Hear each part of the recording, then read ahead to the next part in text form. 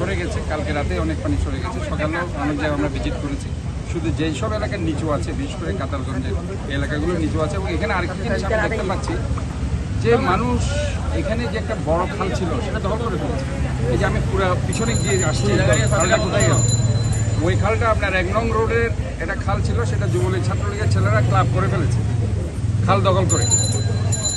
খাল আর নেই, ওই খালটাকে আমরা আইডেন্টিফাই করেছি এবং সেই খালটা কমপ্লিটলি পিছনে গিয়ে ওই পিছনের একটা বিশাল নালার সাথে যুক্ত হয়েছে আব্দুল লতিফ সড়কে গিয়ে। এবং আশা করে এটা যদি করে দেওয়া যায়, এই 1 নং 2 নং এর পানিগুলো কমপ্লিটলি সেদিকে ড্রেন হয়ে যাবে। এবং এখানকার যে সমস্যা সেটা হচ্ছে ড্রেনগুলো দখল হয়ে গেছে। আমি পুরো এই ড্রেনগুলো খুঁজতে খুঁজতে শাসন দিয়ে গেলাম। অনেক জায়গায় যারা বিল্ডিং করেছে তারা কমপ্লিটলি সিমেন্টিং করে ফেলেছে, পানি যাওয়ার জন্য ছোট্ট সরু জায়গা রেখেছে। এবং ইভেন আরও সামনে যখন গেছি, এটা ছোট্ট টানেলের মধ্যে দিয়ে পানি যাচ্ছে, যেটা আসলে অনেক সময় পলিথিন আঁকড়ে থেকে পানি আর যেতে পারছে।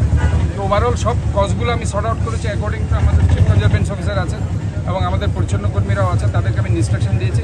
কিছু জায়গায় আমাদের ইন্টারভেনশন লাগবে, কিছু জায়গায় ভাঙতে হবে। না ভাঙলে পরে আমরা ড্রেনটাকে বড় করতে পারবো না। এবং আর কিছু জায়গায় আমাদের খালটাকে আইডেন্টিফাই করেছে, এই খালটা আমরা করে দিতে হবে।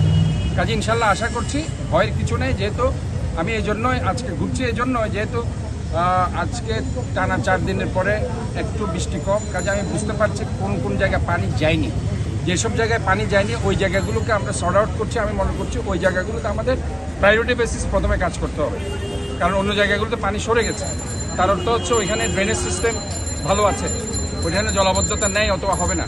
কিন্তু যে জায়গায় এখনও পানি জমে আছে, যেমন এই রাস্তাটাতে, এগুলো আমরা খোঁজ বের করেছি। 1 নং 2 নং করে কিছু পানি ছিল, এখন পানি অনেকাংশ সরে গেছে। আমি যখন এসেছিলাম তখন কিছু পানি ছিল। তো আমি এই জন্যই বলছি যে এখানে অনেক সমস্যা আছে, এই সমস্যাগুলোকে আমাদের সর্ট আউট আমরা করছি এবং সেই অনুযায়ী আমরা কাজ করবো। আশা করি এইভাবে কাজ করতে পারলে সেটা হবে। তবে এটাও ঠিক যে এইবার আসলে এটা প্রাকৃতিক দুর্যোগ, কারণ একদিনে 12 মিলিমিটার বৃষ্টিপাত রেকর্ড হওয়া গত 43 বছর ইতিহাসে এটা অনেকদিন পরে এটা হয়েছে। এবং যার কারণে গিয়ে আজকে সারা চট্টগ্রাম শহরে পানির সৃষ্টি হয়েছে। কাজে এটা নিয়ে ভয়ের কিছু নেই, এটা প্রাকৃতিক দুর্যোগ এবং এটা হয়ে থাকে। এটা এই 1983-তে হয়েছে, 2007 সালে হয়েছে। 2007 সালে হওয়ার কারণে 127 জন পাহাড় ধসে মৃত্যুবরণ করেছে।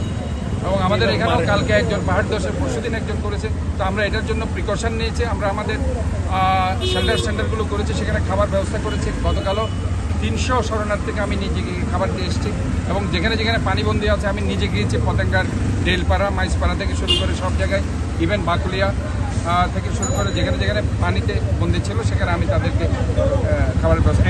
এখন আমি বলছি যেখানে যেখানে আপনাদের মাধ্যমে আমি সেটা বলতে চাই, যেখানে যেখানে লোকজন পানিবন্দী আছে, আমাদের শুকনো খাবার আমরা রেডি করেছি, সেখানে আমরা পাঠিয়ে দেব। আমাদের কন্ট্রোল রুম আছে, সেখানে ইনফর্ম করুক, আমরা ওয়ার্ড বেসিসে খবর নিচ্ছি। এবং যেখানে যেখানে চালের দরকার আছে সেখানে আমরা সেখানে দিয়ে দেবো। ধন্যবাদ।